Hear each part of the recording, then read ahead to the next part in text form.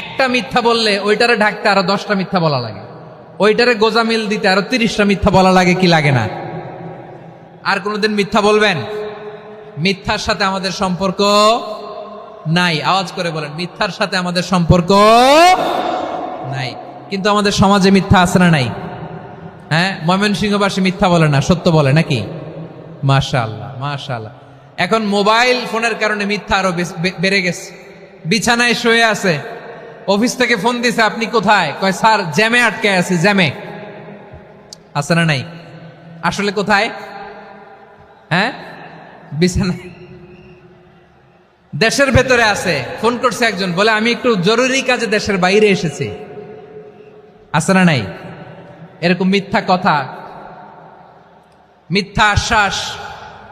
আমাদের নেতারা জনগণকে মিথ্যা আশ্বাস দেয় কি দেয় না? সব নেতারা দেয়।